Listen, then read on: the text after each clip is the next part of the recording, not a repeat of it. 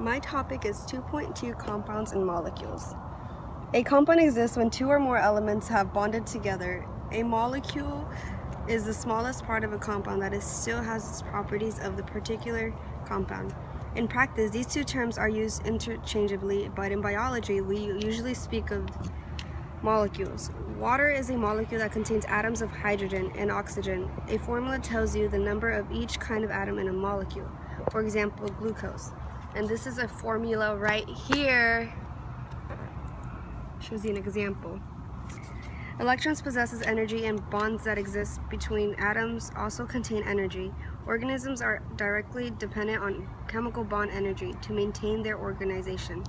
As you may know, organisms routinely break down glucose, the sugar shown above, to obtain energy. When a chemical reaction occurs, as when glucose is broken down, electrons shift in their relationship to one another, and energy is released. Spontaneous reactions, which are one that occurs freely, always release energy. Sodium with only one electron in its third shell tends to be an electron donor. Once it gives up the electron, the second shell with 8 electrons becomes its outer shell. Chlorine, on the other hand, tends to be an electron acceptor. Its outer shell has 7 electrons, so if it acquires only one more electron, it has completed outer shell. When a sodium atom and chlorine atom come together, an electron is transferred from the sodium atom to the chlorine atom. Now both atoms have 8 electrons in their outer shell. This electron transfer, however, causes a charge imbalance in each atom. The sodium atom has one or more protons that it has electrons, therefore it has a net charge of +1. The chlorine atom has one more electron that it has protons, therefore the net charge of -1. Such charged particles are called ions. Sodium and chlorine are not the only biologically important ions. Some, such as potassium, are formed by the transfer of a single electron to another atom.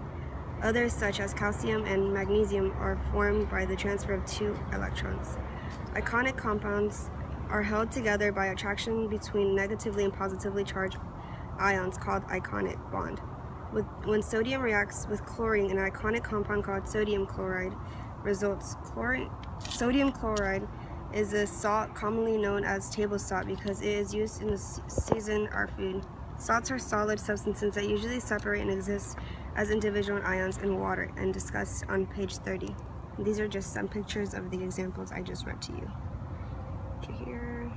Here, sodium chloride, sodium atom, and a chlorine atom. And here's the table salt it's talking about.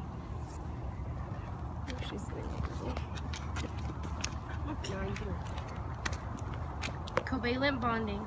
A covalent bond, together with and valence strength, results when two atoms share electrons in such a way that each atom has an offset of electrons on the outer shell, or 2 electrons in the case of hydrogen. In hydrogen atom, the outer shell is complete when it contains 2 electrons. If hydrogen is in the presence of a strong electron acceptor, it gives up its electron to become a hydrogen ion. But if it is not possible, hydrogen can share with another atom and thereby have a completed outer shell. For example, one hydrogen atom will share with another hydrogen atom. Their 2 electron shells overlap and the electrons are shared between them. Because they share the electron pair, each atom has a complete outer shell. The more common way to symbolize that atoms are sharing electrons is to draw the line between the 2 atoms, as in the structural formula, HH. Just as a handshake requires 2 hands, one from each person, a covalent bond between 2 atoms requires 2 electrons, one from each atom. In a molecular formula, the line is omitted and the molecule is simply written as H2. Sometimes atoms share more than one pair of electrons to complete their offsets. A double covalent bond occurs when 2 atoms share 2 pairs of electrons. To show that oxygen gas contains a double bond, the molecule can be written as OO. It is also possible for atoms to form triple covalent bonds, as in nitrogen gas, which can be written as NN. Single covalent bonds between atoms are quite strong, but double and triple bonds are even stronger. Nonpolar and polar covalent bonds. When the sharing of electrons between 2 atoms is equal, the covalent bond is said to be a nonpolar covalent bond. If one atom is able to attract electrons to a greater degree than the other atom, it is more electronegative atom. Electronegativity is dependent on the number of protons. The greater the number of protons, the greater the electronegativity. When electrons are not shared equally, the covalent bond is a polar covalent bond.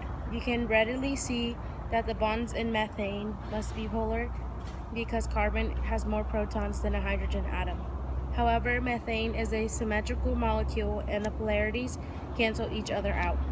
Methane is a nonpolar molecule, not so in water, which has this shape. This is the shape.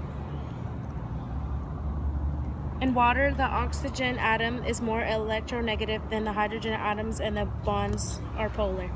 Moreover, because of its non-symmetrical shape, the polar bonds cannot cancel. These are charts.